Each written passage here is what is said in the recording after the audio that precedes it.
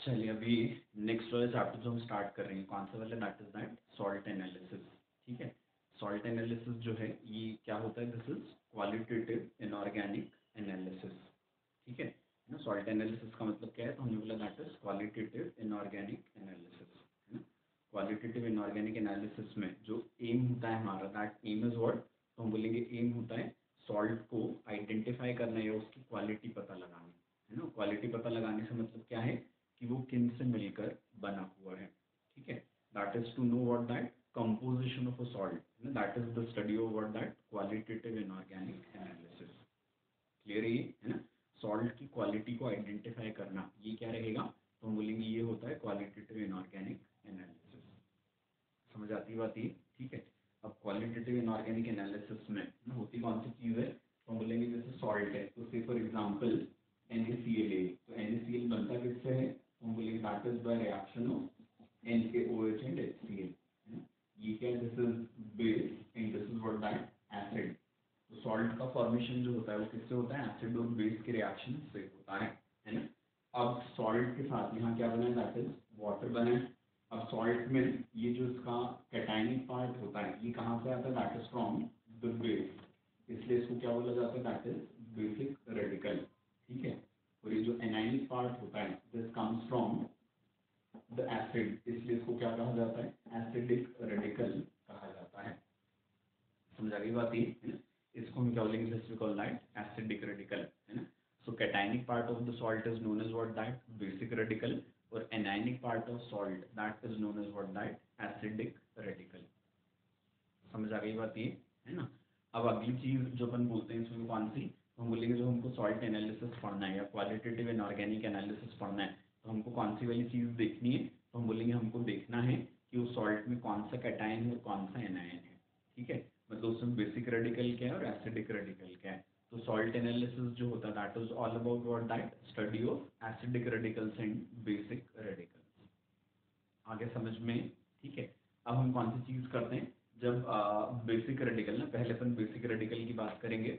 तो basic radicals जो होते हैं जब इनका आइडेंटिफिकेशन हमको करना है, ठीक है, या बेसिक रेडिकल्स की स्टडी करनी है, तो हम बोलेंगे बेसिक रेडिकल्स की जो स्टडी होती है, ठीक है, ये दो टाइप से होती है। ठीक है, मतलब इसके दो एम होते हैं, बेसिकली दो पर्पज होते हैं कि जैसे भी हमारे पास क्या है, ढेर सारे कैटायंस का एक ग्रुप है। ठीक है, तो उस कैटायन के ग्रुप में से क्या करना, सब ग्रुप्स में, मतलब कैटायंस को छोटे छोटे ग्रुप में एक दूसरे से अलग करना है ना, इंडिविजुअली अलग करना है थोड़ा डिफिकल्ट, बट हम क्या कर सकते हैं, तो हम बोलेंगे from a larger pool of cations, हम क्या करते हैं छोटे छोटे ग्रुप्स में कैटायंस को एक दूसरे से अलग अलग कर लेते हैं।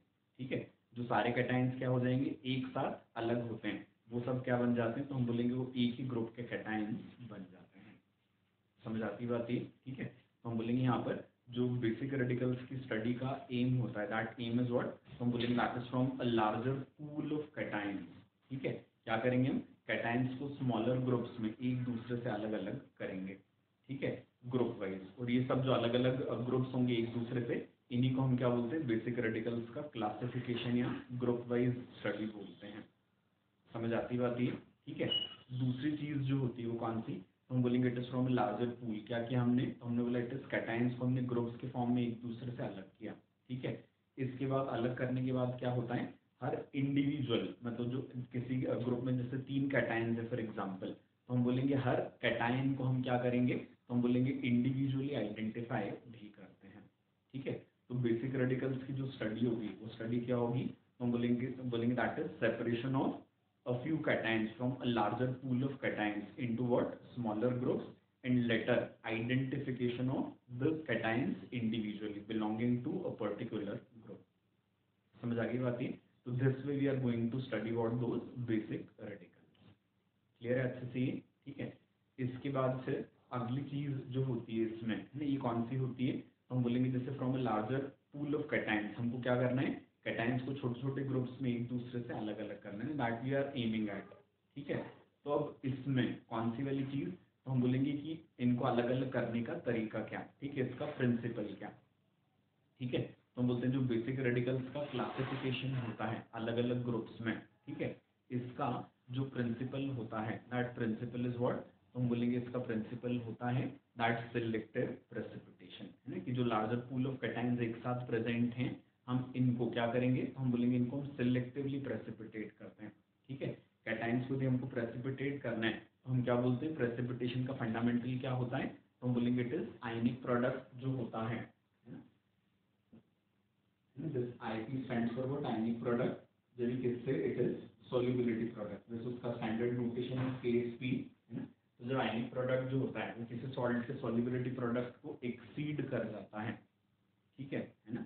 क्या होगा, हमने बोला जब कोई किसी सॉल्ट का आयनिक प्रोडक्ट क्या हो जाता है, उसके सॉल्युबिलिटी प्रोडक्ट को एक्सीड कर जाता है तो क्या हो जाता है, इट इज प्रेसिपिटेशन हो जाता है। ठीक है, तो हम क्या बोलेंगे, it is in that larger pool of cations जो सॉल्यूशन में एक साथ प्रेजेंट हैं, इनको हम क्या करेंगे, इट इज सिलेक्टिवली प्रेसिपिटेट करते हैं विद सम एनाइन। समझ आ गई बात ये। ठीक है, एनाइन का सोर्स, ठीक है, मतलब वो एनाइन का सोर्स जो क्या करेगा, कुछ कैटाइंस को एक ग्रुप में एक साथ प्रेसिपिटेट कर देता है। एनाइन का वो सोर्स जो होता है वो क्या कहलाता है, तो हम बोलेंगे उस ग्रुप के लिए वो कहलाता है ग्रुप रिएजेंट। ठीक है, so the source of A9 which is causing what, हम बोलेंगे which is causing precipitation of, which is causing what, so we say which is causing precipitation of a particular group of cations together or simultaneously।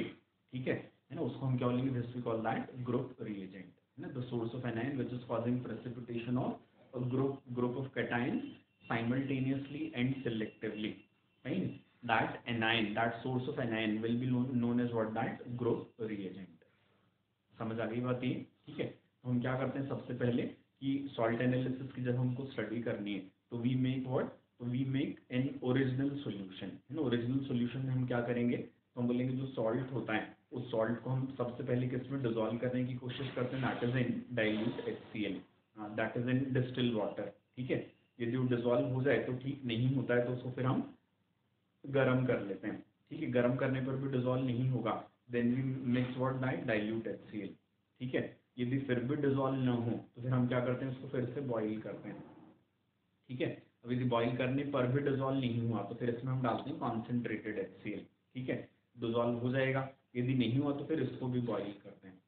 समझ आ गई बात है, ये पूरी sequence follow करेंगे हम, है ना। और इस तरीके से हमको जो सोल्यूशन मिलेगा उस सोल्यूशन को क्या कहा जाता है, that we call original solution. ठीक है, जिसको इन शॉर्ट OS लिखा जाता है। ठीक है, तो ओरिजिनल सोल्यूशन बनाने का जो तरीका होता है वो तरीका क्या होता है, तो हम बोलेंगे ओरिजिनल सोल्यूशन बनाने के लिए कौन सी चीज़ करते हैं, तो हम बोलेंगे जो गिवन सॉल्ट होता है उस गिवन सॉल्ट को हमने डाला किसमें, that is in distil water. Soluble हो गया then it is fine, soluble नहीं हुआ तो फिर हम उसको बॉईल करेंगे। ठीक है, बॉईल करने पर भी डिजोल्व नहीं हुआ तो फिर हम उसमें डालेंगे क्या, डाइल्यूट HCl। ठीक है, डाइल्यूट HCl में डिजोल्व हो गया तो ठीक, अदरवाइज फिर से बॉईल करते हैं। ठीक है, फिर भी ना हो तो फिर डालेंगे कॉन्सेंट्रेटेड HCl। ठीक है, कॉन्सेंट्रेटेड HCl डाला, डिजोल्व हो गया तो ठीक, अदरवाइज फिर से बॉईल किया। ठीक है, यहाँ तक आते आते मोस्टली सॉल्ट्स डिजोल्व हो जाते हैं। यदि ना हो तो फिर इसका एक और ऑल्टरनेट होता है, वो हम देखेंगे इन ड्यू कोर्स, है ना, इसी चैप्टर में आएगा आगे। समझ आ गई बात है। तो इस तरीके से क्या करते हैं, ओरिजिनल सॉल्यूशन बनाते हैं। ठीक है, अब इस ओरिजिनल सॉल्यूशन में हम मान लेते हैं कि क्या है, that larger pool of cations is present. समझ आ रही बात है, जिसमें से हम क्या करने वाले हैं, कैटाइंस को एक दूसरे से अलग अलग करने वाले हैं। ठीक है, अब इसमें हम सबसे पहले क्या डालते हैं, तो हम बोलेंगे it is a source of anion we are mixing. समझ आ गई बात ये। ठीक है, अब इस सोर्स ऑफ एनाइन को हमने मिलाया, इससे क्या हो जाएगा, तो हम बोलेंगे कुछ आयंस जो हैं वो क्या करेंगे, तो हम बोलेंगे इस एनाइन के साथ प्रेसिपिटेट हो जाते हैं, है ना। ये कौन से एनाइंस प्रेसिपिटेट होंगे, सबसे पहले तो हम बोलेंगे इस पर कौन से कैटायंस प्रेसिपिटेट होंगे, तो हम बोलेंगे इस एनाइन के साथ जो हमने डाला है। ठीक है, इस एनाइन के साथ जिन कैटायंस का, है ना, मिलकर सॉल्ट बनने वाला है उसका KSP क्या होगा, सबसे कम होगा। ठीक है, तो इसी वजह से कौन सी चीज़ हो जाएगी, तो हम बोलेंगे that is with the minimum possible concentration of that particular A9, क्या हो जाएंगे, वो कैटाइन सबसे पहले प्रेसिपिटेट हो जाएंगे। ठीक है, दूसरे कैटाइंस जो होते हैं वो इसी एनाइन के साथ जो सॉल्ट बनाते हैं उन सॉल्ट्स का KSP क्या होगा, हायर होगा, तो उनका प्रेसिपिटेशन जो था दैट वाज रिक्वायरिंग व्हाट, तो हम बोलेंगे एनाइन का लार्जर सोर्स।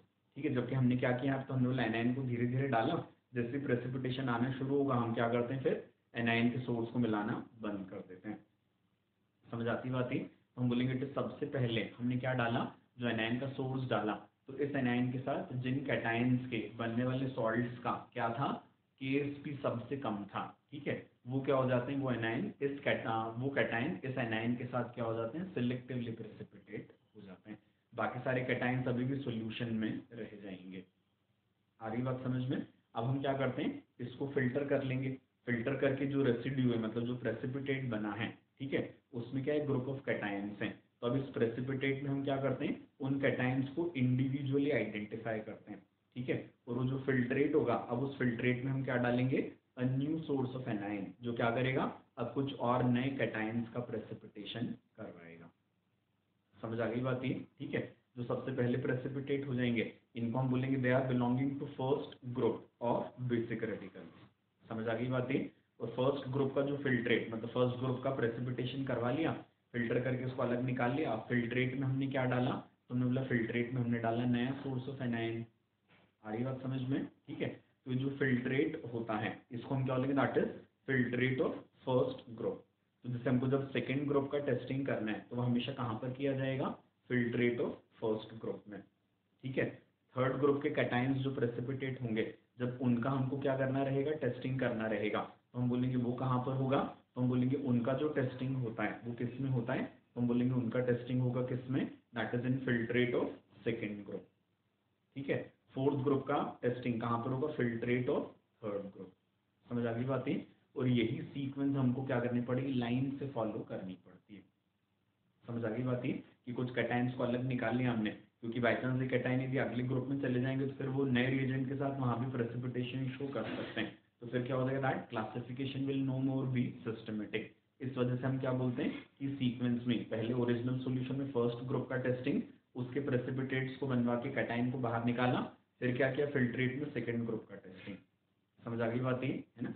कोई भी कैटाइन किसी ग्रुप को बिलोंग करता है, ये कब कहा जाता है, तो हम बोलेंगे यदि कैटाइन ने क्या कर दिया है, उन पर्टिकुलर कंडीशंस में, है ना, एक पर्टिकुलर कंडीशन में और उस ग्रुप के ग्रुप रिएजेंट के साथ यदि उसने प्रेसिपिटेशन शो कर दिया है in a fixed set of conditions, ठीक है, तो हम क्या बोलते हैं, कैटाइन उस ग्रुप को बिलोंग करता है। आया ना समझ में, है ना। तो हम क्या बोलेंगे, इट इज कोई भी कैटाइन किसी ग्रुप को बिलोंग करता है। ये वाली बात कब बोली जाती है, तो हम बोलेंगे बात तब बोलते हैं हम कि जब एक फिक्स्ड सेट ऑफ कंडीशंस में कौन सी चीज हो जाएगी, कोई कैटाइन क्या कर रहा है, उस ग्रुप के ग्रुप रिएजेंट के साथ प्रेसिपिटेशन शो कर रहा है, तो हम बोलेंगे वो जो कैटाइन होता है वो क्या करता है, उस पर्टिकुलर ग्रुप को बिलोंग करता है।